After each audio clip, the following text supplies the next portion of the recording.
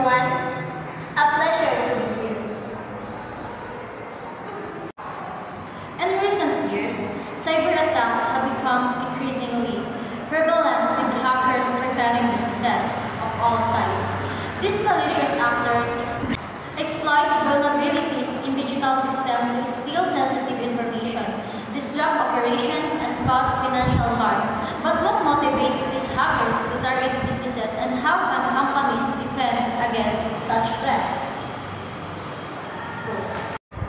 Hackers in the business world operate with various motives including financial gain, espionage, and activism.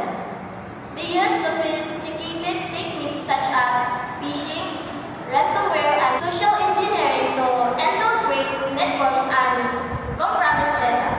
It is crucial for businesses to implement robust cybersecurity measures